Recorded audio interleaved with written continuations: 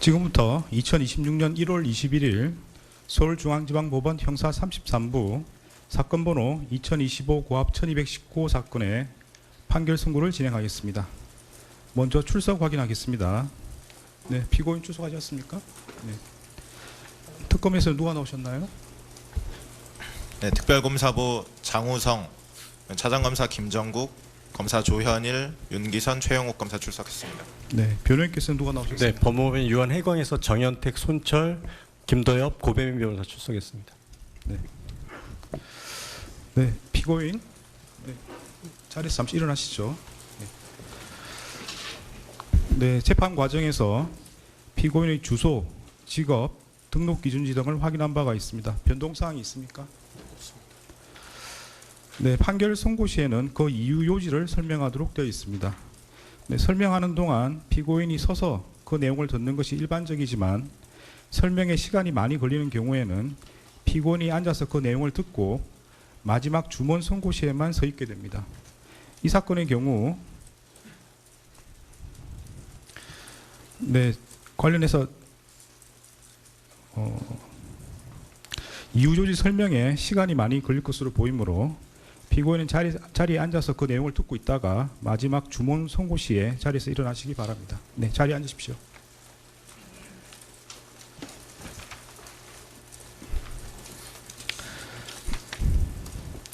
네, 판결 이유에 대해서 설명드리겠습니다.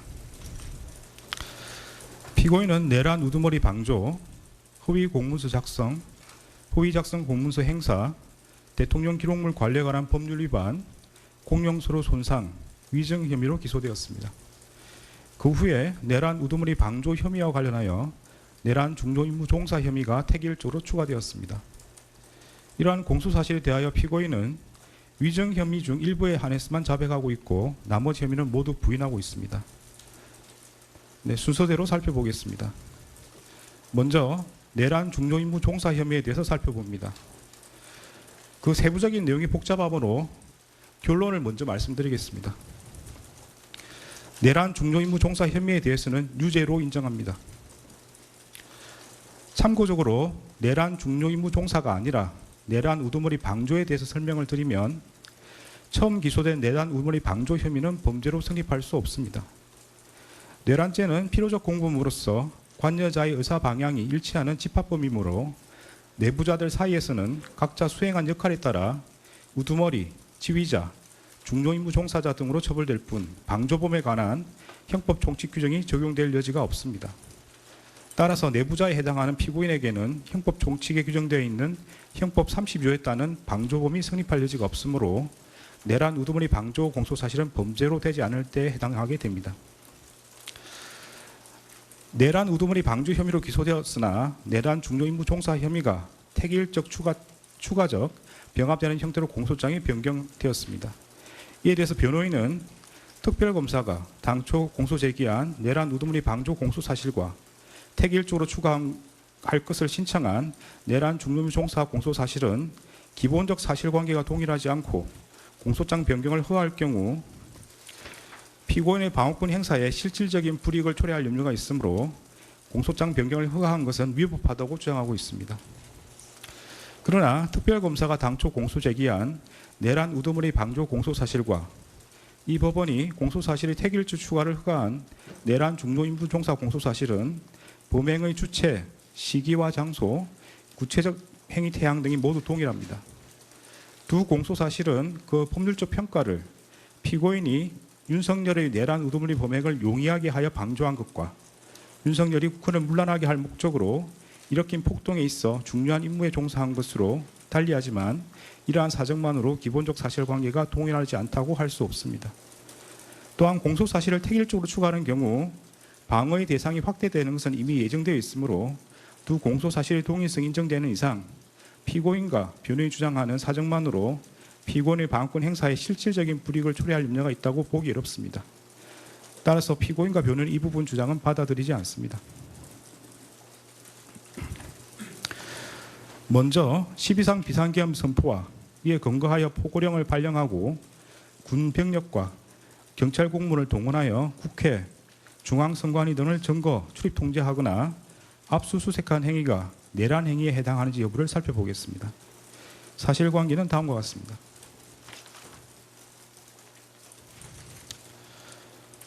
윤석열 전 대통령과 김용현 전 국방부 장관은 국회 다수당이 쟁점 법안들에 대한 단독 처리를 강행하고 형법상 간첩죄 개정에 반대하며 정권 퇴진, 탄핵 집회를 지속하고 국무위원 등 다수의 고위공직자들을 탄핵하며 정부가 추진한 주요 사업의 예산을 삭감하고 중앙선관위 부정선거 관여 의혹과 여론조사기관의 여론조작 등으로 국정 운영이 어려졌다는 이유를 내세워 비상계엄을 선포하기로 마음먹었습니다.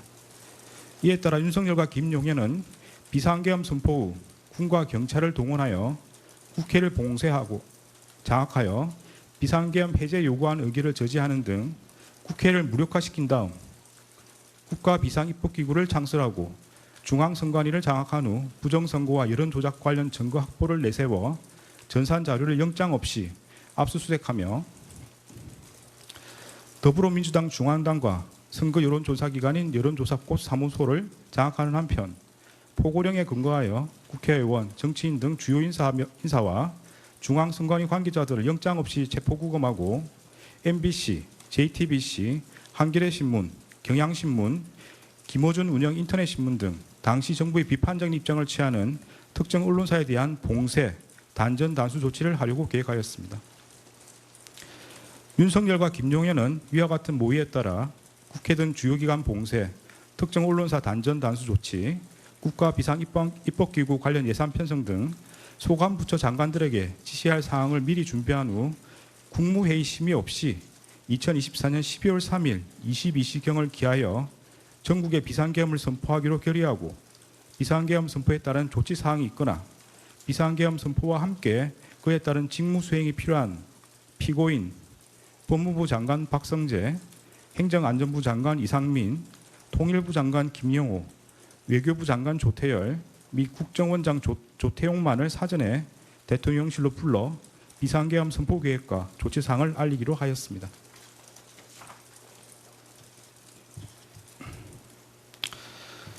이에 따라 윤석열과 김용현은 2024년 12월 3일 10시 30분경부터 20시 6분경까지 사이에 이들에게 연락하여 대통령실로 오도록 한 다음 이들에게 국회가 탄핵을 계속하고 예산을 삭감하여 국정 운영이 어렵다. 종북 좌파들을 이 상태로 놔두면 나라가 거들나고 경제든 외교든 아무것도 안 된다는 취지로 말하며 피고인에게 대국민 담화문, 계엄사령부 포고령, 비상계엄 관련 지시사항이 담긴 문건을 이상민에게 국회 등 주요 기관에 대한 시간대별 봉쇄 계획과 특정 언론사 단전 단수 조치 지시가 담긴 비상계엄 관련 문건을 조태열에게 제외 공간을 통해 대외 관계를 안정화시켜라는 취지로 기재된 비상계엄 관련 문건을 각각 건네주는 등 비상계엄 선포에 따른 조치 사항을 지시하였습니다. 그 과정에서 윤석열은 피고인으로부터 비상계엄 선포를 위해서는 국무회의 심의라는 요건을 갖춰야 한다는 취지의 말을 듣고 국무회의 심의라는 외관 형성을 위하여 필요한 의사정족수 확보를 목적으로 대통령 비서실 제1부속실 실장 선임행정관 강의구와 수행비서 선임행정관 김종환으로 하여금 국무위원 중 일부에게만 연락하게 하였습니다. 윤석열은 국무회의 의사정족수인 11명이 모인 직후인 2024년 12월 3일 22시 16경부터 22시 18분경까지 사이에 대통령 집무실과 연결된 대접견실에서 김용현을 통해 비상계엄 선포문을 그곳에 모인 피고인과 국무위원들에게 배부하고 실질적인 심의 없이 일방적으로 비상계엄을 선포하겠다고 통보한 후 같은 날 22시 23분경 대통령실 1층 브리핑룸으로 가 대국민 담화를 발표하고 22시 27분경 비상계엄을 선포하였습니다. 계엄사령관 육군대장 박안수는 2024년 12월 3일 23시 23분경 윤석열, 김용현의 순차 지시에 따라 1. 국회와 지방의회, 정당의 활동과 정치적 결사, 집회, 시위 등 일체의 정치활동을 금한다. 2. 자유민주주의 체제를 부정하거나 전복을 기도하는 일체 행위를 금하고 가짜뉴스, 여론조작, 허위선동을 금한다. 3. 모든 언론과 출판은 계엄사령부의 통제를 받는다. 4. 사회 혼란을 조장하는 파업, 태업, 집회 행위를 금한다. 5. 전공의를 비롯하여 파업 중이거나 의료 현장을 이탈한 모든 의료인은 48시간 내 본업에 복귀하여 충실히 근무하고 위반 시는 개헌법에 의해 처단한다. 6. 반국가 세력 등 체제 전복 세력을 제외한 선량한 일반 국민들은 일상생활의 불편을 최소화할 수 있도록 조치한다. 이상의 포고령 위반자에 대하여는 개헌법 9조에 의하여 영장 없이 체포구금, 압수수색을 할 수 있고 개헌법 14조에 의하여 처단한다는 내용의 포고령을 발령하였습니다. 윤석열은 2024년 12월 3일 22시 27분경부터 그 다음 날 4시 26분경까지 김용현, 박한수, 여인영, 곽종근, 이준우, 문상호, 경찰청장 치안총감 조지호, 서울특별시 경찰청장 치안정감 김봉식 등을 통해 성명불상인 군인과 경찰 공무원에게 순차 지시하여 국군 방첩사령부, 육군 특수전사령부, 수도방위사령부, 정보사령부 등에 소속한 무장군인 1,605명과 경찰청, 서울특별시 경찰청, 경기남부경찰청 등에 소속된 경찰 공무원 약 3,790명 등을 동원하여 국회, 중앙선관위 등을 점거, 출입 통제하거나 압수수색하였습니다. 다음으로 관련 법률 규정을 살펴봅니다. 형법 87조는 대한민국 영토의 전부 또는 일부에서 국가 권력을 배제하거나 국헌을 문란하게 할 목적으로 폭동을 일으킨 사람은 다음 각 호의 구분에 따라 처벌한다고 규정하면서 그 각 호에서 우두머리는 사형, 무기징역 또는 무기금고에 처한다.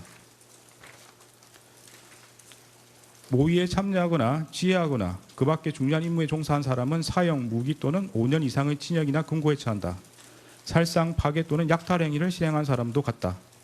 부하 수행하거나 단순히 폭동에만 관여한 사람은 5년 이하의 징역이나 금고에 처한다고 규정하고 있습니다. 형법 91조는 이 장에서 국헌을 문란하게 할 목적이란 다음 각 호의 어느 하나에 해당함을 말한다고 규정하면서 1호에서 헌법 또는 법률에 정한 절차에 의하지 않고 헌법 또는 법률의 기능을 소멸시키는 것, 2호에서 헌법에 의하여 설치된 국가기관을 강압에 의하여 전복 또는 그 권능 행사를 불가능하게 하는 것을 들고 있습니다. 형법 87조에서 규정하는 폭동이란 다수인이 결합하여 폭행 또는 협박하는 것을 말하고 여기서 폭행 또는 협박은 일체의 유인력 행사나 외포심을 생기게 하는 해악의 고지를 의미하는 최강의의 폭행 협박을 말하는 것으로서 이를 준비하거나 보조하는 행위를 전체적으로 파악한 개념이며 그 정도가 한 지방의 평온을 해할 정도의 위력이 있음을 요한다고 합니다. 앞서 본 바와 같이 윤석열과 김용현 등은 비상계엄을 선포하고 이에 근거하여 포고령을 발령하였는데 그 포고령은 헌법과 법률에 정한 절차에 의하지 않고 헌법에 의하여 보장되는 의회, 정당제도, 영장주의를 소멸시키고 헌법에 의하여 금지되는 언론 출판에 대한 허가 금지를 시행함으로써 헌법과 법률의 기능을 소멸시키려는 목적, 즉 국헌을 문란하게 할 목적으로 발령한 것이고 또한 다수의 군병력과 경찰 공무원을 동원하여 국회, 중앙선관위 등을 점거, 출입 통제하는 등 다수인을 결합하여 육력을 행사하고 해악을 고지함으로써 한 지역의 평온을 해할 정도의 위력이 있는 폭동을 일으켰다고 인정됩니다. 따라 12.3 비상계엄 선포와 이에 근거하여 위헌 위법한 포고령을 발령하고 군병력 및 경찰 공무원을 동원하여 국회, 중앙선관위 등을 점거, 출입 통제하는 등의 행위는 형법 87조에서 정한 내란 행위에 해당합니다. 이하에서는 12.3 내란이라고 말하겠습니다. 다음으로 내란 중요 임무 종사 행위에 대해서 보겠습니다. 윤석열이 국헌을 문란하게 할 목적으로 일으킨 폭동의 수단으로 선택한 이 사건 비상계엄 선포에 있어 피고인이 국무회의 심의라는 외관을 형성하거나 국무위원들로부터 부서를 받아 절차적 요건을 갖추는 등으로 중요한 임무에 종사한 경우에는 형법 87조 2호에서 정하는 바에 따라 처벌된다고 할 것입니다. 피고인이 구체적으로 어떠한 행위를 했는지 살펴보겠습니다. 네, 공소장에 많은 행위들이 기재되어 있으므로 먼저 결론을 말씀드리겠습니다. 중요 임무 종사로 인정되는 행위는 국무회의 심의라는 외관 형성 관련 행위, 헌법과 법률에 의하여 피고인에게 인정된 자기 의무 위반 관련 부작위, 국무위원 부서 외관 형성 관련 행위, 주요기관 봉쇄 계획 및 특정 언론사 단전 단수 조치 관련 지시 이행 방안 논의입니다. 공소 사실 중에 중요 임무 종사로 인정되지 않는 행위는 윤석열로부터 행사에 대신 참석하라는 지시를 받았다는 부분 관련 행위, 비상계엄 선포 후 절차적 요건 구비 시도 관련 행위, 계엄 해제 국무회의 심의 지연 관련 행위입니다. 그러면 중요임무 종사에 해당하는 행위를 순서대로 보겠습니다.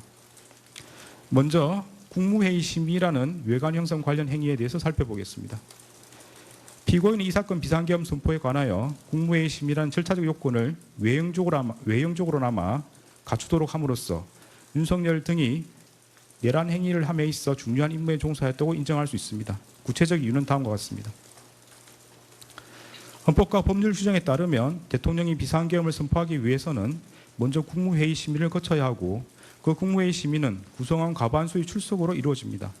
당시 국무회의 구성원은 총 21명이었으므로 과반수에 해당하는 11명의 의사종족수를 채우기 위해서는 당시 대통령실에 있었던 7명에 더하여 4명이 추가로 필요한 상황이었습니다.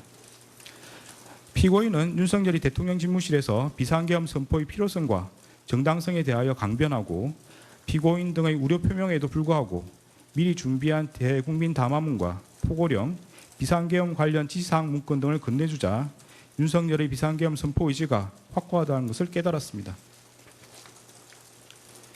이에 비상계엄 선포를 위해서는 국무회의 심의를 거쳐야 한다는 것을 알고 있었던 피고인은 윤석열에게 국무회의 심의를 건의하였고 윤석열이 국무회의 소집에 유보적인 태도를 보이자 일단 그 의사종족수라도 갖출 것을 제안하여 윤석열이 비상계엄을 선포하기로 계획한 22시 전에 대통령실로 올 수 있다고 예상한 최상목, 송미령, 조규홍, 오영주, 박상우, 안덕근을 추가로 부르기로 결정하였습니다.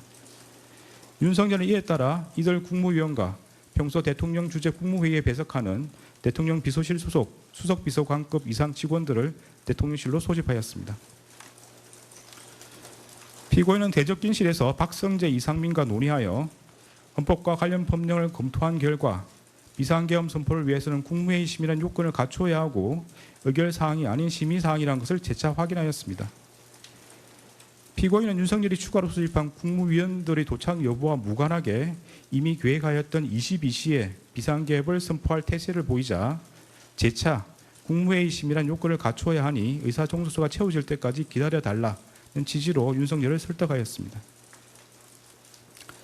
김용현과 이상민은 피고인에게 손가락으로 숫자 4 또는 1을 표시하며 국무회의 의사종족수를 채우기 위해 남은 인원수를 공유하였습니다. 피고인은 농림축산식품부 장관 송미령에게 전하여 22시 전에 대통령실에 도착할 수 있는지를 확인하였고 송미령이 그 후에 도착한다는 취지로 답하자 빨리 올 것을 수차례 재촉하는 등 국무위원들의 도착 상황을 점검하였습니다. 윤석열은 피고인 등의 헌법 등 법리 검토 결과에 따라 이미 계획한 22시를 넘겨 오영주가 마지막으로 도착함으로써 국무회의 의사종족수가 갖추어진 22시 14분경 이후까지 비상계엄 선포를 연기하였고 의사종족수가 갖추어진 직후 김용현을 통해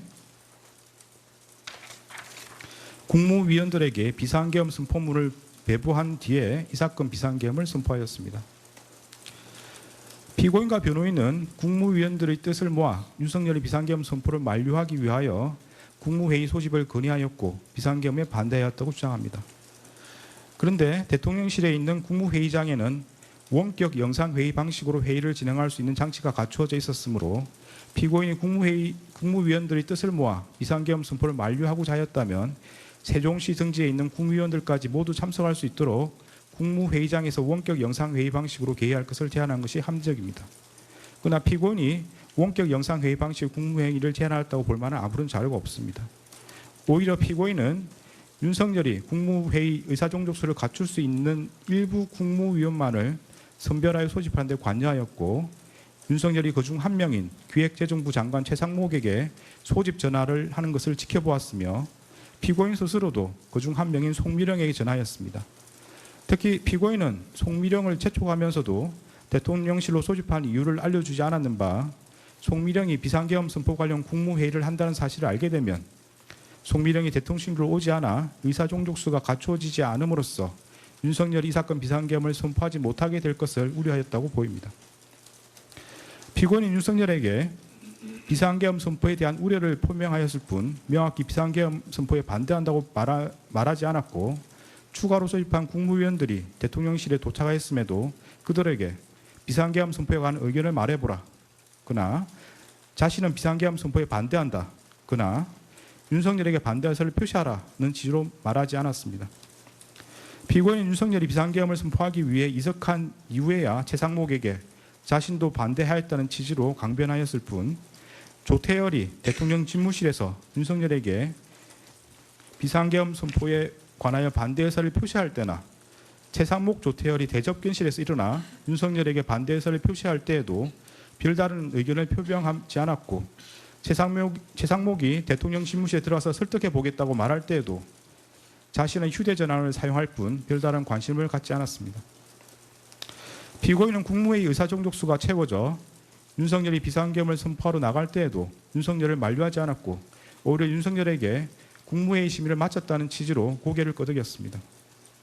피고인은 김용현이 비상계엄 관련 문건이 들어있는 서류봉투를 찾으러 대접경실로 돌아왔을 때에도 김용현을 만류하지 않았고, 오히려 김용현에게 그 서류봉투를 건네주었습니다. 그런데 피고인과 국무조정실장 방기선의 진술에 따르면 피고인은 평소 윤석열이 비상계엄 선포 사유로 든 국회의 탄핵소추와 예산삭감, 쟁점법안 단독 처리 등이 국정 운영에 어려움을 초래하고 있다는 데 공감해 왔다는 것인 바, 이러한 사정까지 고려하면 당시 피고인이 별다른 반대 의사를 표명하지 않았던 것은 윤석열이 주장하는 이 사건 비상계엄 선포의 필요성과 정당성에 동의하여 그 실행을 지지했기 때문이라고 보입니다. 이러한 사정을 고려하면 피고인이 윤석열이 비상계엄 선포 의사가 확고하다는 것을 깨닫고 그 필요성과 정당성에 동의하여 이 사건 비상계엄 선포에 필요한 국무회의 심의라는 절차적 요건을 형식적으로나마 갖추도록 함으로써 윤석열 등의 내란 행위에 있어서 중요한 임무에 종사했다고 봄이 타당합니다. 다음으로 헌법과 법률에 의하여 피고인에게 인정되는 자기 의무 위반 관련 부작위에 대해서 살펴보겠습니다. 피고인은 국무회의 부의장으로서 국무회의 구성원들이 전 정부적 차원에서 비상계엄 선포에 대한 자유로운 발언과 토론을 통하여 의견을 교환하거나 조정할 수 있도록 국무회의를 운영하여야 하고, 그 전제로서 모든 국무회의 구성원에게 빠짐없이 소집을 통지하여야 하며 비상계엄 선포에 의한 심의에 필요한 검토 의견 등을 분명히 밝혀 제출하도록 하여야 하고, 국무회의 간사인 행정안전부 의정관을 참석시켜 국무회의록을 작성할 수 있도록 모든 노력을 기울여야 할 자기 의무가 있습니다. 그러나 피고인은 윤석열이 국헌을 문란하게 할 목적으로 일으킨 폭동의 수단으로서 비상계엄을 선포하려고 한다는 사정을 인식하면서 그에 필요한 국무회의 의사종족수를 갖출 수 있을 만큼의 특정 국무위원을 대통령실로 소집하는 데 관여하였습니다. 이러한 경우 피고인은 소집한 국무위원들에게 소집 사유와 국무회의 의안들을 미리 알려주어 그들이 의사종족수에 포함되지 않는 차관을 대리 출석시키는 등으로 국무회의 심의가 이루어지지 못하게 함으로써 이 사건 비상계엄 선포를 저지하였어야 할 자기 의무를 부담한다고 봄이 타당합니다. 피고인은 이러한 의무를 다하지 않은 채 오히려 송미령에게 전하여 윤석열이 비상계엄을 선포하겠다고 예고한 22시 전에 대통령실에 도착하도록 수차례 재촉하는 등 이들이 이 사건 비상계엄 선포를 위한 국무회의 의사종족수를 갖추는 데 이용되도록 하였습니다. 또한 피고인은 그와 같이 소집한 국무위원들이 도착하자 윤석열이 일방적으로 비상계엄 선포의 필요성과 정당성을 설명하고 퇴장할 수 있도록 함으로써 실질적인 국무회의 심의 없이 이 사건 비상계엄을 선포하도록 하였습니다. 그리고 피고인은 국무총리로서 자신의 지휘 감독을 받는 이상민이 윤석열로부터 특정 언론사 단전 단수 조치 지시를 받아 이를 이행함으로써 윤석열 등의 내란 행위에 가담하고자 한다는 것을 알게 되었을 경우 이를 중지 또는 취소하기 위하여 모든 노력을 기울여야 할 자기 의무가 있습니다. 그러나 피고인은 이러한 의무를 다하지 않은 채 오히려 이상민과 특정 언론사 단전 단수 조치 지시에 관하여 긴밀히 협의함으로써 이상민으로 하여금 그러한 지시를 수용하고 이를 이행하도록 하였습니다. 이는 피고인이 국무총리로서 부여받은 권한을 행사하지 않은 것이 구체적인 상황에서 현저하게 합리성을 잃어 사회적 타당성이 없는 경우에 해당합니다. 피고인이 이러한 자기 의무를 이행하였더라면 윤석열이 이 사건 비상계엄 선포 등 내란 행위라는 결과를 쉽게 방지할 수 있었다고 인정됩니다. 이러한 피고인 부작위로 인한 법익 침해는 자기에 의한 법익 침해가 동등한 형법적 가치가 있는 것으로서 이 또한 형법 제87조 2호에서 규정하는 내란 중요 임무 종사 범죄 실행행위로 평가할 수 있습니다. 다음으로 국무위원 부서 외관 형성 관련 행위에 대해서 살펴봅니다. 피고인이 이 사건 비상계엄 선포에 관하여 국무위원들로부터 부서를 받아 절차적 요건을 갖추도록 시도함으로써 윤석열 등의 내란 행위에 있어 중요한 임무에 종사하였다고 인정할 수 있습니다. 구체적인 이유는 다음과 같습니다. 대한민국 헌법 82조는 대통령이 국법상 행위는 문서로서 하며 그 문서에는 국무총리와 관계 국무위원이 부서한다. 군사에 관한 것도 또한 같다고 규정하고 있습니다.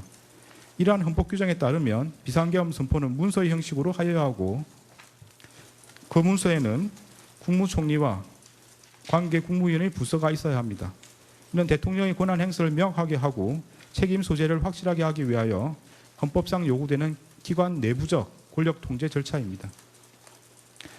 피고인의 수사기관 진술과 국무총리 집무실에서 이루어진 논의 내용을 고려하면 피고인은 과거 비상계엄 선포에 모든 국무위원이 부서였다는 사실을 알고 있었고 이 사건 비상계엄 선포에 관여 국무위원의 부서가 필요하다는 사정 역시 인식하고 있었습니다. 박성재와 이상민이 참석자 서명을 받아야 한다는 취지로 논의한 뒤 강의구에게 국무위원 서명을 받도록 준비해달라고 요청하는 것을 피고인이 지켜보았고 강의구가 대적변실을 나가는 국무위원들에게 서명 작업을 준비하고 있으니 기다려달라고 말하는 것도 지켜보았습니다. 피고인은 최상목 조태열이 서명을 하지 못하겠다는 취지로 말하자 여기 모여서 회의에 참석했다는 의미로 서명할 수 있는 것 아니냐는 취지로 국무위원들에게 서명할 것을 직접 지시하였습니다.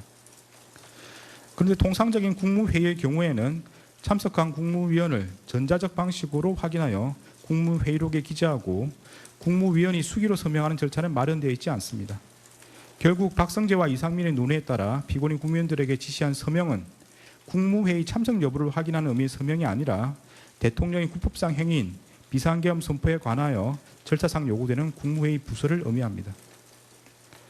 피고인은 최상목, 조태열 등 일부 국무위원의 반대로 결국 비상계엄 선포에 관한 국무회의 부서가 이루어지지 않자 비상계엄 해제 국무회의를 마친 직후 국무위원들에게 국무회의 심의를 거쳐 비상계엄을 해제했지만 앞서 있었던 비상계엄 선포 국무회의 심의의 하자로 해제가 되지 않을 수 있다는 취지의 논리를 내세우며 국무위원들을 설득하여 다시금 부서를 받으려고 시도하였습니다.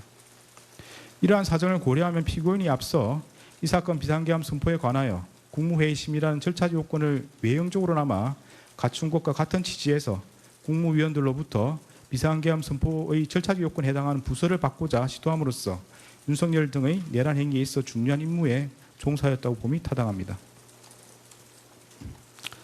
다음으로 주요기관 봉쇄 계획 및 특정 언론사 단전 단수 조치 관련 지시 이행 방안 논의와 관련해서 살펴봅니다.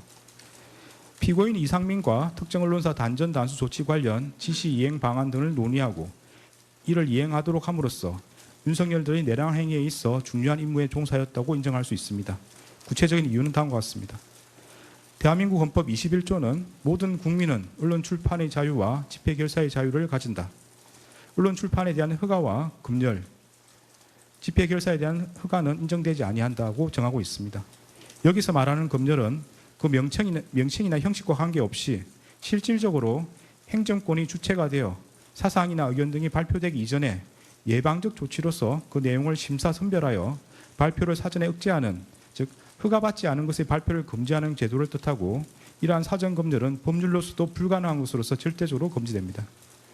언론 출판에 대하여 사전 검열이 허용될 경우에는 국민의 활동의 독창성과 창의성을 침해하여 정신생활에 미치는 위험이 클 뿐만 아니라 행정기관이 집권자에게 불리한 내용의 표현을 사전에 억제함으로써 이른바 관제의 의견이나 지배자에게 무해한 여론만이 허용되는 결과를 초래할 염려가 있기 때문에 헌법이 절대적으로 금지하고 있는 것입니다.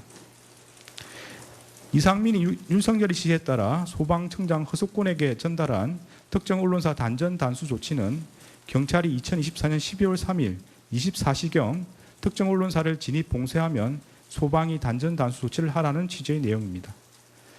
그런데 특정 언론사를 물리적으로 봉쇄하여서 단전 단수 조치를 하면 그 업무 수행이 사실상 불가능해진다는 것은 분명합니다.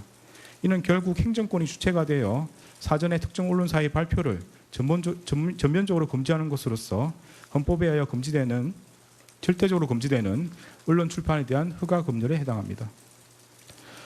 피고인이 이 사건 비상계엄 선포 후 이상민과 특정 언론사 단전 단수 조치 지시의 이행의 내용과 근거, 그 이행 방안 등에 관해 논의하였고, 피고인은 이상민이 그 지시에 따르지 않도록 제재하거나 만류하지 않았으며, 오히려 대통령실 CCTV 영상에 따르면 피고인은 그 지시의 이행을 독려한 것으로 보입니다. 그에 따라 이상민은 포고령 발령 후 조지호 호석군에게 전화하여 그 지시를 이행하였고, 그 다음날 그 지시의 이행 여부를 확인하였습니다. 이러한 사정에다가 피고인이 국무총리에서 갖는 지위와 권한을 더하여 보면 피고인이 국무총리에서 자신의 지휘 감독을 받는 이상민과 특정 언론사 단전 단수 조치 지시에 관해 논의하고 이를 이행하도록 함으로써 윤석열 들의 내란 행위에 있어 중요한 임무에 종사했다고 봄이 타당합니다. 공소 사실에는 기재되었으나 내란 중요 임무 종사로 인정되지 않는 부분을 보겠습니다. 먼저 윤석열로부터 행사에 대신 참석하라는 지시를 받았다는 부분 관련입니다. 윤석열이 이 사건 비상계엄을 선포한 후 대접경실로 돌아와 피고인에게 내가 당분간 가야 하는 임박한 행사를 대신 가져야겠다는 지시로 말하였고, 이에 피고인이 알겠다는 지시로 수락한 사실은 인정이 됩니다. 그러나 피고인이 대통령이 전반적인 국정운영을 대신하기로 하였다는 등 특별한 사정이 없는 한 윤석열이 참석하기로 예정된 행사에 대신 참석할 것을 수락했다는 사정만으로 윤석열들의 내란 행위에 있어 중요 임무에 종사했다고 평가하기 어렵고, 달리 이를 인정할 만한 증거가 없습니다. 다음으로 비상계엄 선포 후 절차적 요건 구비 시도 관련입니다. 피고인이 당시 국민의힘 원내대표였던 추경호와 통화하면서 추 대표 걱정하지 마라는 취지로 말한 사실, 피고인이 국무총리 집무실에 도착하여 국무총리 비서실장 손윤택, 국무조정실장 방기선 등과 국회 상황을 확인한 사실, 피고인이 방기선에게 이 사건 비상계엄 선포가 국회에 통보되었는지 여부를 알아보도록 지시한 사실은 인정됩니다. 그러나 피고인이 추경호와 통화하면서 그러한 말을 하였다는 사정만으로 추경호를 통해 국회 상황을 확인하였다고 보기 어렵습니다. 설령 피고인이 추경호를 통해 국회 상황을 확인하거나 방기선 등 국무조정실 소속 직원을 통해 비상계엄 선포의 국회 통보 여부를 점검하였다고 하더라도 그러한 사정만으로 피고인이 윤석열 등의 내란 행위에 있어 중요한 임무에 종사했다고 평가하기 어렵고, 달리 이를 인정할 증거가 없습니다. 다음으로 계엄 해제 국무회의 심의 지연 관련입니다. 특별검사가 제출한 증거만으로는 피고인이 계엄 해제 국무회의 심의를 지연하여 중요한 임무에 종사했다거나 피고인에게 그러한 고의가 있었다고 평가하기 어렵습니다. 구체적인 이유는 다음과 같습니다. 헌법과 법령 규정에 따르면 대통령은 국회가 계엄 해제를 요구한 경우 국무회의 심의를 거쳐 지체 없이 계엄을 해제해야 하고, 대통령이 그 국무회의를 소집하고 주재하며 대통령이 사고로 직무를 수행할 수 없는 경우에 국무총리가 그 직무를 대행한다고 되어 있습니다. 그런데 윤석열은 국회에서 비상계엄 해제 요구안이 의결된 직후인 2024년 12월 4일 1시 8분경 합동참모본부 전투통제실로 항하였다가 1시 51분경 대통령 집무실로 돌아왔을 뿐, 당시 윤석열이 사고로 인하여 대통령으로서 직무를 수행할 수 없는 경우에 해당한다고 보기 어렵고, 달리 이를 인정할 자료가 없습니다. 따라서 피고인이 윤석열의 직무를 대행하여 국무회의를 소집하고 주재할 수 있었다고 보기 어렵습니다. 설령 피고인이 윤석열의 직무를 대행하여 국무회의를 소집하고 주재할 수 있었던 상황이라고 하더라도 다음과 같은 사정을 고려하면 피고인이 비상계엄 해제를 위한 국무회의 심의를 지연하였다거나 피고인의 그러한 고의가 있었다고 평가하기 어렵습니다. 국회법 98조 1항은 국회에서 의결된 의안은 의장이 정부에 이송한다라고 규정하고 있으므로 국회에서 비상계엄 해제 요구안이 의결된 경우 국회의장이 정부에 이를 이송하여야 합니다. 피고인은 국회의장 우원식이 2024년 12월 4일 2시 1분경 대통령실과 국방부에 비상계엄 해제 요구 통지를 송부했다는 취지로 발표한 직후 대통령 비서실장 전진석으로부터 국무위원들을 소집해달라는 취지의 전화를 받았고, 그로부터 몇 분 지나지 않아 방기선을 통해 국무위원들을 대통령실로 소집하였습니다. 피고인은 같은 날 2시 28분경 대통령실에 도착해 윤석열에게 비상계엄 해제를 위한 국무회의 개의를 건의하였고 윤석열의 승낙을 받아 국무회의를 주재할 권한을 위임받았습니다. 피고인이 소집한 국무위원들은 2시 35분경부터 순차로 대통령실에 도착하였고 4시경까지도 국무회의 의사종족수가 부족하여 국무위원들을 더 기다려야 하는 상황이었습니다. 피고인은 비상계엄 해제를 위한 국무회의 의사종족수가 채워지기를 기다리는 동안 방기선을 통해 비상계엄 해제 의안을 만들고 의안 번호를 확인하는 등 국무회의를 개의하기 위한 절차를 밟았고 의사종족수가 채워지자 지체 없이 국무회의를 주재하여 비상계엄 해제안을 심의하였습니다. 이러한 사정을 고려하면 피고인이 국회에서 비상계엄 해제 요구안이 의결된 후 약 1시간가량 국회의장의 의안 이송을 기다려 방기선으로부터 국무위원들에게 국무회의 소집을 통보하게 한 것을 두고 비상계엄 해제를 위한 국무회의 심의를 지연시켰다고 평가하기 어렵습니다. 이처럼 공소사실에는 기재되어 있으나 내란 중요임무 종사로 인정되지 않는 부분은 이와 일제관계에 있는 범죄 사실을 앞서 본 바와 같이 내란 중요임무 종사죄 유죄로 인정하므로 따로 주문해서 무죄로 선고하지 않습니다. 더 나아가 피고인에게 국헌을 문란하게 할 목적과 내란 중요임무 종사의 고의가 있는지 여부에 대해서 살펴보겠습니다. 피고인에게 국헌을 문란하게 할 목적과 윤석열이 그러한 목적으로 포고령을 발령하고 군병력과 경찰 공무원 등 다수인을 집합하여 폭동을 일으키는 사실에 대한 인식과 의혹이 있었다고 인정할 수 있습니다. 구체적인 이유는 다음과 같습니다. 피고인은 2024년 9월 3일 국회 예산결산특별위원회에서 얼마 전부터 야당 대표를 필두로 많은 야당 인사들이 계엄 해제를 막기 위해 계엄 선포와 동시에 국회의원을 체포, 구금하는 계획을 꾸몄다더니 국방부 장관 후보자와 국군 방첩사령관의 같은 고등학교 선후배를 기용한 것이 탄핵 대비와 계엄 준비용이 아니냐며 계엄 선동 정치를 펼치고 있다. 피고인은 어떻게 생각하느냐는 취지의 서일준 위원의 질의에 대하여 헌법 규정에 따르면 계엄을 선포하더라도 국회가 과반수로 의결하면 즉각 해제하게 돼 있지 않느냐. 그러면 결국 그 논리는 계엄을 통해서 국회의 기능을 정지시킨다는 이야기냐는 취지로 답한 바가 있습니다.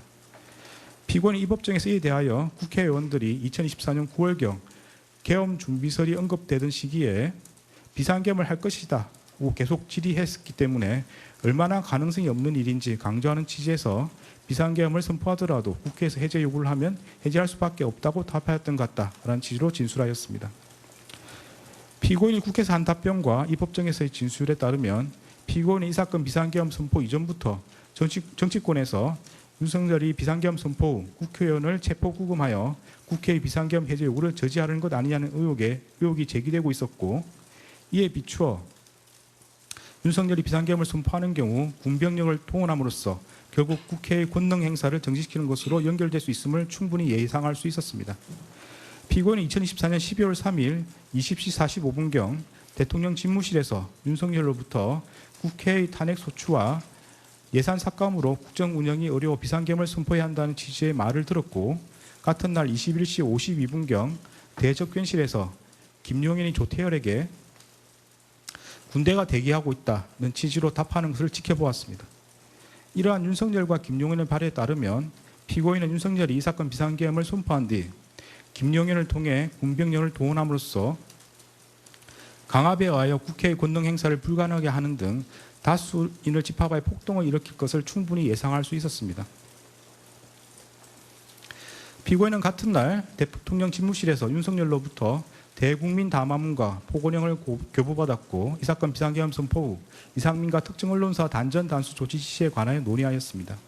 이러한 대국민 담화문, 포고령, 이상민이 받은 지시 내용에 따르면 피고인은 윤석열이 반국가 세력인 국회를 척결하겠다는 이유에서 이 사건 비상계엄을 선포한 뒤 군병력을 동원하고 포고령을 발령하여 국회와 정당의 활동을 금지하고 특정 언론사의 활동을 불가능하게 하며 이를 위반한 사람을 영장 없이 체포, 구금, 압수수색하여 형사처벌함으로써 헌법과 법률에 의한 절차에 의하지 않고 헌법에 따라 보장되는 의회 정당제도와 영장주의를 소멸시키고 헌법에 의하여 금지되는 언론 출판에 대한 허가 금지를 시행할 것을 충분히 예상할 수 있었습니다.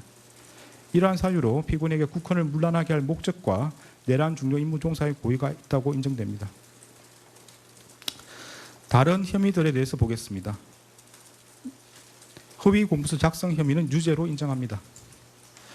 관련 공소 사실은 피고인은 강의구 김용현, 윤석열과 순차 공모하여 마치 대통령의 국법상 행위인 비상계엄 선포가 국무총리와 관계 국무위원이 비상계엄 선포 전에 부수한 문서에 의하여 이루어진 것처럼 보이게 하여 이 사건 비상계엄 선포 관련 사법 절차 등의 행사할 목적으로 그 직무에 관하여 윤석열이 서명하고 피고인과 김용현이 부수한 비상계엄 선포문 표지를 허위로 작성하였다는 것입니다.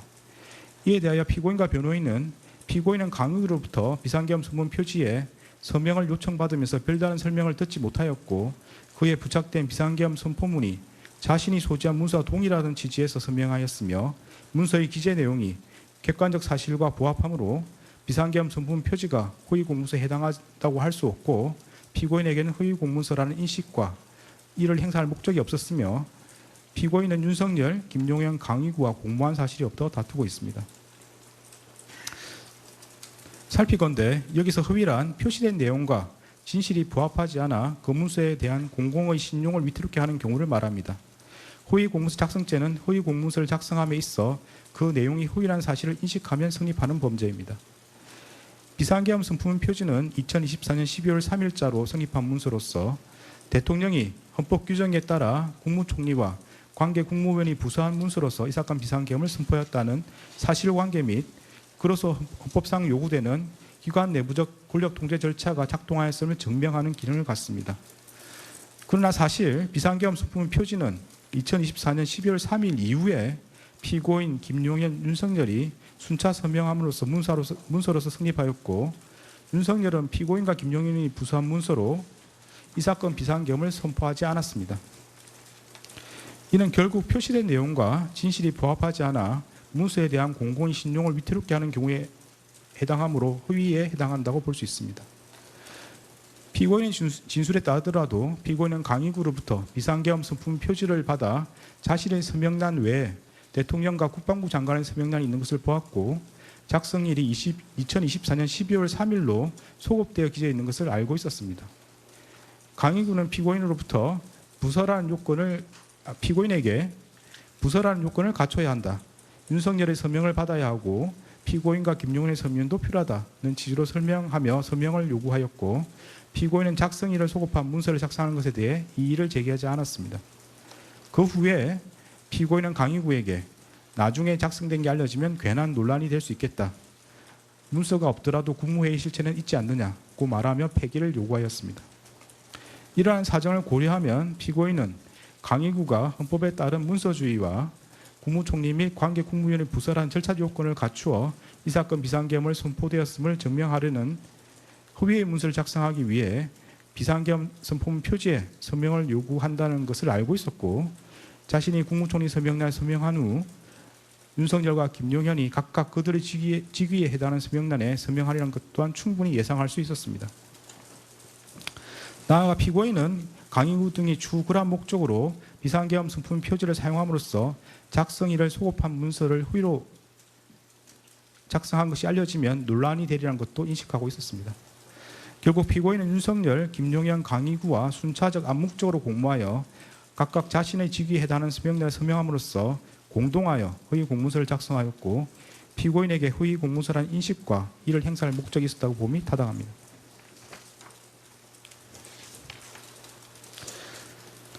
허위 작성 공문서 행사 혐의는 무죄입니다.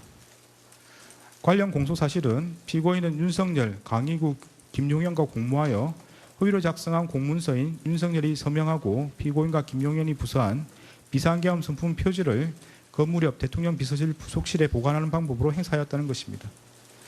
그런데 문서의 행사란 위조된 문서를 진정한 문서인 것처럼 그 문서의 효용 방법에 따라 이를 사용하는 것을 말합니다. 강의구는 피고인, 김용현, 윤석열로부터 차례로 서명을 받은 비상계엄 선포문 표지를 관련 절차에 따라 문서관리대장에 철하는 등으로 비치한 것이 아니라 자신의 사무실 서랍에 보관한 것으로 보입니다. 특별검사가 제출한 증거만으로는 강의구가 비상계엄 선포문 표지를 그 효용 방법에 따라 사용했다고 보기 어렵고 달리 이를 인정할 증거가 없습니다. 이 부분 공소 사실은 범죄 사실의 증명이 없는 때에 해당하므로 형사소송법 325조 후단에 따라 무죄를 선고합니다. 대통령 기록물 관리에 관한 법률 위반, 공영서류 손상 혐의는 유죄로 인정이 됩니다. 관련 공소 사실은 피고인은 2024년 12월 8일 강의구에게 전하여 사후에 문서를 만들었다는 것이 알려지면 또 다른 논쟁을 낳을 수 있으니 내가 서명한 것을 없었던 것으로 하자는 취지로 말하면서 허위로 작성된 윤석열이 서명하고 피고인과 김용현이 부수한 비상계엄 선품 표지를 폐기해 줄 것을 요청하였고, 윤석열은 2024년 12월 10일 서울 용산구 소재 대통령 관저에서 강의구로부터 위와 같은 피고인의 말을 보고받고 강의구에게 총리의 뜻이 그렇다면 그렇게 하라는 취지로 말하여 그 문서를 폐기할 것을 승인하였으며, 이에 강의구는 그 무렵 이와 같은 피고인의 요청과 윤석열의 승인을 받아 대통령 비서실 부속실에 보관하고 있던 그 문서를 세 단계에 넣어 파쇄하는 방법으로 폐기함으로써 피고인은 강의구 윤석열과 순차 공모하여 무단으로 대통령 기록물인 비상계엄 선품 표지를 손상함과 동시에 공무소인 대통령실에서 사용하는 서류인 같은 문서를 손상하였다는 겁니다.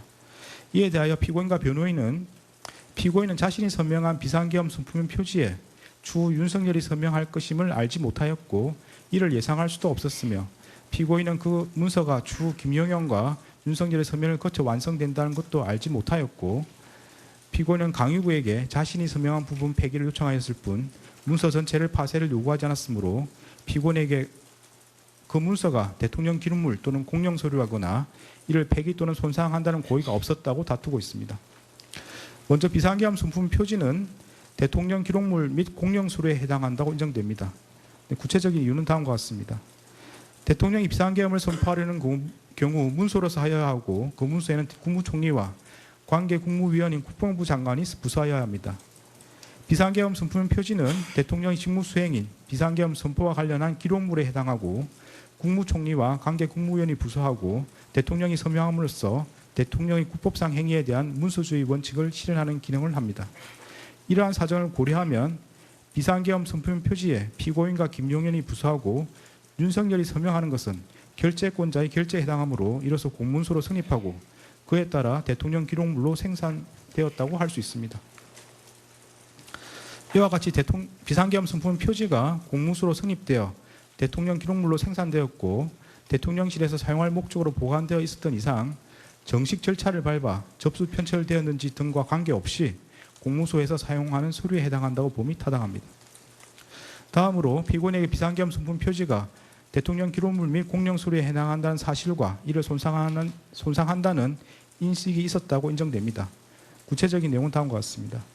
피고인은 자신이 국무총리 서명란에 서명한 후 윤석열과 김용현이 각각 그들 지위에 해당하는 서명란에 서명함으로써 비상계엄 선품 표지가 대통령 기록물이자 공용 서류로 성립하리라는 사정을 충분히 예상할 수 있었습니다. 피고인은 강유 등이 주 비상계엄 선품 표지를 사용하리라는 것을 인식하면서 그로 인해 발생한 논란을 우려하여 그 문서 폐기를 요구하기도 하였습니다. 피고인은 자신이 서명한 부분을 특정하지 않은 채 비상계엄 선품 표지의 폐기를 요구하였고, 달리 피고인이 강의구에게 대통령 기록물법 등 관련 법령에 따른 절차를 거쳐 폐기할 것을 요구하였다고 볼 자료도 없습니다. 위정 혐의는 모두 유죄로 인정됩니다.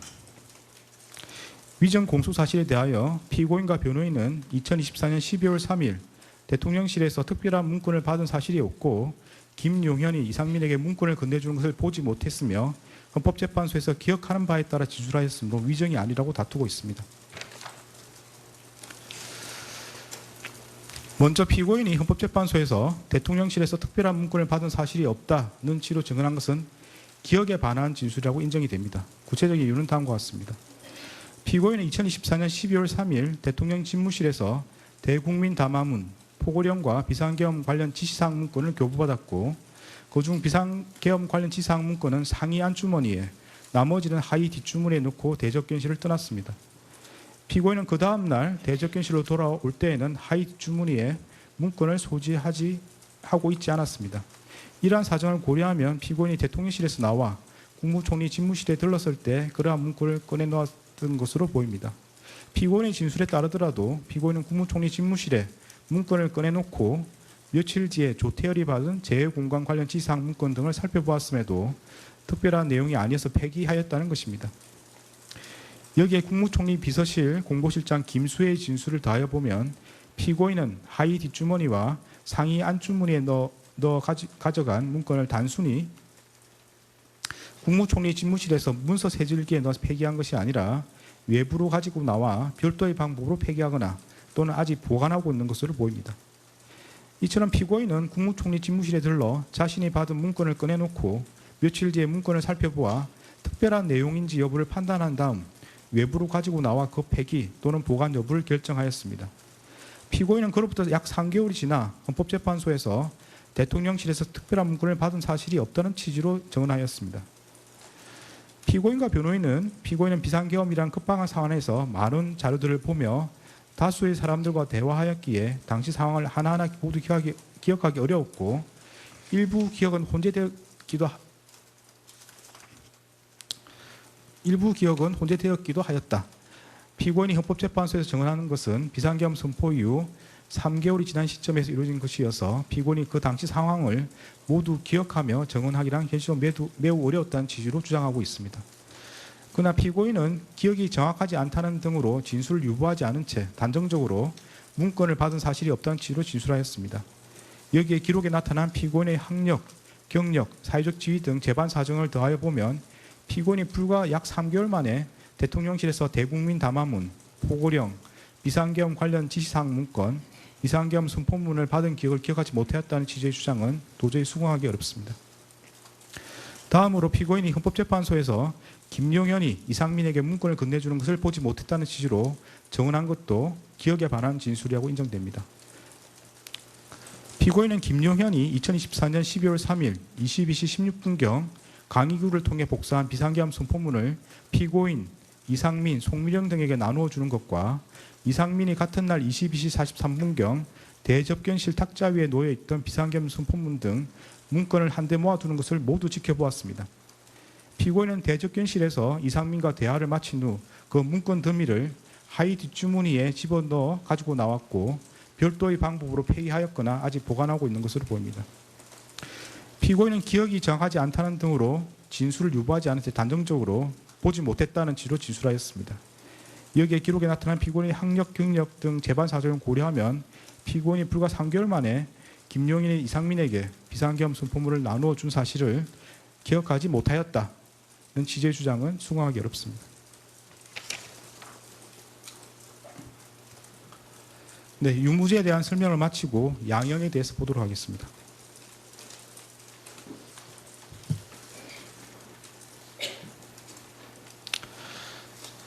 대법원 양형 기준과 관련하여 내란 중요임무 종사죄와 대통령 기록물 관리에 관한 법률 위반죄에 대하여는 양형 기준이 설정되어 있지 않고 양형 기준이 설정된 범죄와 그렇지 않은 범죄 사이의 경합범에 관하여는 그 하한만을 양형 기준이 설정된 범죄의 양형 기준상 형량 범위 하한에 따르도록 되어 있습니다. 따라서 양형 기준은 이 사건 양형에 중요한 영향이 없습니다. 양형 사유를 구체적으로 살펴보겠습니다. 피고인은 1970년 6월경 공무원으로 임용된 이래 약 50년 동안 외교통상부 통상교섭본부장, 국무조정실장, 경제부총리 겸 재정경제부 장관, 국무총리 등으로 재직하면서 다수의 훈장과 포장을 받았습니다. 피고인 윤석열 등의 내란 행위에 관하여 사전에 모의하거나 실행 행위를 지휘하는 등 보다 적극적으로 가담하였다고 볼 자료는 없습니다. 피고인은 국회에서 비상계엄 해제 요구안이 의결되자 이 사건 비상계엄을 해제하기 위한 국무회의를 소집 주재하였고 그에 따라 비상계엄이 약 6시간 만에 해제되었습니다. 피고인은 현재 만 79세의 고령임에도 벌금형을 포함하여 아무런 형사처벌을 받은 전력이 없습니다. 피고인은 최근에 이르러 경도 인지장애와 우울증을 진단받아 그에 따른 치료가 필요하고 피고인의 배우자는 독립적인 고등이 어려워 피고인의 돌봄과 간호가 필요하다는 내용의 관련 자료가 재판부에 제출된 바는 있습니다. 그러나 이러한 사정이 있더라도 다음과 같은 점을 고려하면 피고인에게 엄한 처벌을 하는 것이 타당하다고 보입니다. 윤석열이 2024년 12월 3일 비상계엄을 선포하고 이에 근거하여 헌법에 따라 보장되는 의회, 정당 제도 등을 부인하는 내용의 위헌위법한 포고령을 발령하며 군 병력과 경찰 공무원을 동원하여 국회 중앙선관위 등을 점거, 출입 통제하거나 압수수색한 행위는 앞서 본 바와 같이 형법 87조에서 정하는 내란 행위에 해당합니다. 이러한 12.3 내란은 국민이 선출한 권력자인 윤석열 전 대통령과 그 추정 세력에 의한 것으로서 성격상 위로부터의 내란에 해당하는데 이러한 형태의 내란은 이른바 친위 구테타라고도 불립니다. 세계사적으로 살펴보면 이러한 친위 구테타는 많은 경우 성공하여 권력자는 독재자가 되었고 국민의 생명과 재산과 같은 기본권은 본질적으로 침해되었으며 국가의 경제와 외교는 심각한 타격을 받았고 독재자의 권력이 약해지는 시기가 되면 내전과 같은 전쟁이나 정치투쟁으로 국가와 사회 전반이 회복하기 어려운 혼란에 빠지는 사례를 많이 볼 수 있습니다. 12.3 내란은 이러한 위로부터의 내란에 해당되는 점에서 그 위험성의 정도가 아래로부터의 내란과 비교할 수 없습니다. 왜냐하면 무엇보다도 국민이 선출한 권력자가 헌법과 법률을 경시하고 이를 위반하는 내란 행위를 함으로써 국민이 가진 민주주의와 법치주의에 대한 신전 자체를 뿌리채 흔들기 때문입니다. 현재 우리 주위에는 민주적 기본 질서에 대한 중대한 침해가 있거나 이를 파괴하려는 시도가 있고 이미 유효한 구제 수단이 남아있지 않는 그러한 극단적인 상황에서나 논의되는 저항권을 평상시에 아무렇지도 않게 주장하는 사람들, 헌법과 법률에 정한 바 없어 위헌위법한 주장에 불과한 계몽정 계엄, 잠정적 계엄, 경고성 계엄을 당연하듯 주장하는 사람들, 지난 2025년 1월 19일 발생한 서울 서부지방법원 폭동사건과 같이 자신의 정치적인 입장을 위해서는 헌법과 법률을 쉽사리 위반할 수 있고 그 과정에서 다른 사람이 피해를 줄 수 있는 상황이 당연하다고 생각하는 사람들, 민주주의의 근본이 되는 선거제도를 정당한 근거 없이 부정하는 사람들이 있습니다. 12.3 내란은 이와 같이 잘못된 주장이나 생각을 양산하거나 그 상태를 더욱 심각하게 만들었습니다. 이러한 점에서 아래로부터의 내란에 해당하는 기존 내란 사건에 관한 대법원 판결들은 위로부터의 내란에 가담한 피고인에 대한 형을 정함에 있어 기준으로 삼을 수 없습니다. 그리고 기존 내란 사건이 발생하였던 시기와 12.3 내란이 발생한 시기에 대한민국의 국제적인 위상은 비교할 수 없을 정도로 차이가 납니다. 현재 대한민국은 세계적으로 선진국으로 인정받고 있고 이에 따라 국제무역과 국제정치 등에 있어서 그 위상도 기존과 비교할 수 없습니다. 이러한 대한민국에서 친위 구테타가 발생했다는 사실로 인하여 생긴 경제적, 정치적 충격은 기존 내란 행위와는 비교할 수 없을 정도에 이른다고 보입니다. 이러한 점에서도 기존 내란 사건에 관한 대법원 판결들은 피고인에 대한 형을 정함에 있어 기준이 될 수 없습니다.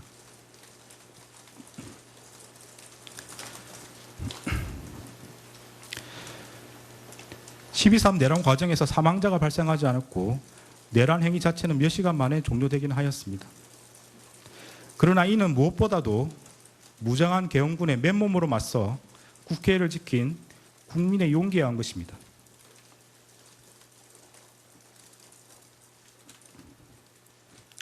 이에 더하여 이러한 국민의 저항을 바탕으로 신속히 국회에 진입하여 비상계엄 해제 요구안을 의결한 일부 정치인들의 노력, 대한민국 역사에 있었던 내란의 암울한 기억을 상기하면서 위법한 지시와 명령에 저항하거나 혹은 어쩔 수 없이 이를 따르더라도 소극적으로 참여한 일부 군인과 경찰 공무원의 행동에 의한 것입니다.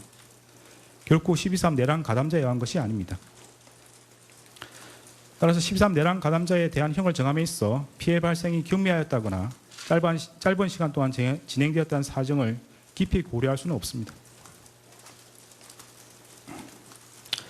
일단 국헌을 물랑하게 할 목적의 폭동이 발생하면 이로 인하여 막대한 인명과 재산상 피해, 사회적 혼란이 초래될 것은 분명하고 혹시라도 내란이 성공하여 국민적 합의로 성립한 현재의 헌법 질서가 폭력에 의하여 무너지게 되면 이를 원래대로 회복하는 것은 대단히 어려운 일이 될 것입니다.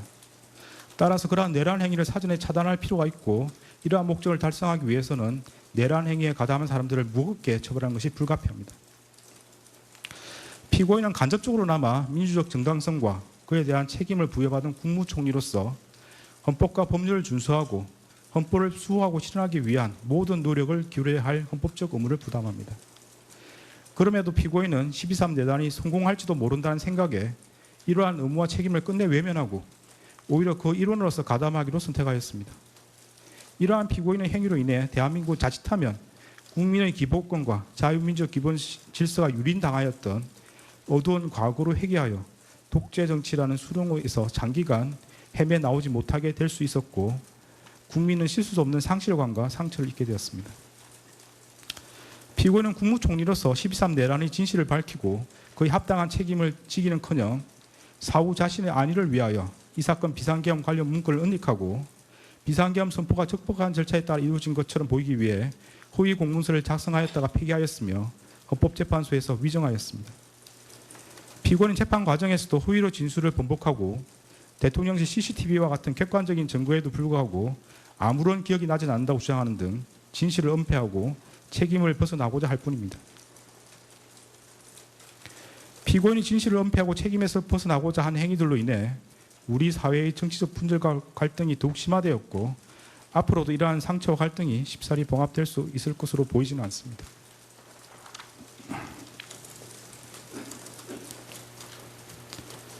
피고인은 제2회 공판기일에서 12.3 내란에 관하여 여러 가지 법적인 검토가 필요하여 공개적으로 제지하지 못했다는 취지로만 진술하였다가 이 법원의 요구에 따라 내란 중요임무 종사 공소사실이 택일조로 추가되고 대통령실 CCTV 영상 재생 및 증인신문 등 증거조사를 거쳐 자신의 범죄 사실이 탄로나 형사처벌의 기로에 서자 마지못해 최후 진술에 이르렀어야 국민이 겪은 고통과 혼란에 대해 가슴 깊이 죄송스럽게 생각한다는 취지로 진술하였지만 그 사과의 진정성을 인정하기 어렵습니다.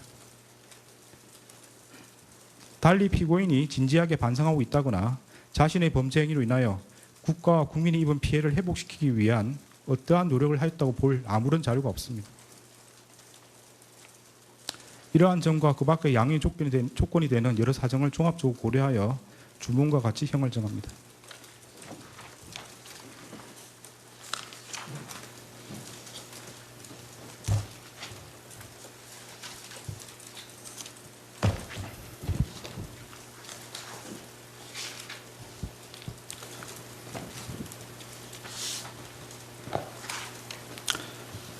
주문.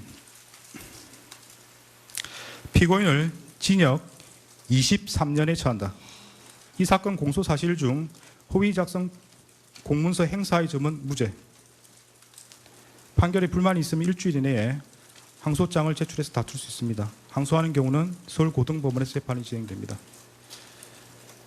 무죄 부분이 있습니다. 관련해서 안대문을 제공하고 주문에 무죄로 표시된 부분에 대해서는 관보나 신문 등에 이를 기재할 수 있습니다. 그런 절차를 원합니까? 피고인한테 묻습니다. 무죄 부분을 신문이나 관보 등에 게시하기를 원합니까? 특별히 그럴 계획 없습니다.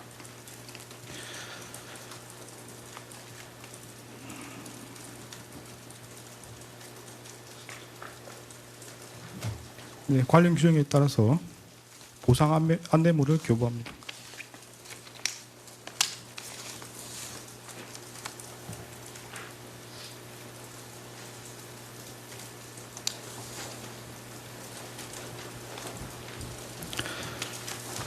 네, 다음은 법정 구속 여부를 판단하기 위해서 신문 절차를 진행하겠습니다. 네, 이 부분은 의무 중개 대상이 아닌 것으로 보이고 피고인의 사생활 보호 등을 고려해서 중개하지 않겠습니다. 그래서 중개는 여기서 중단하도록 하겠습니다.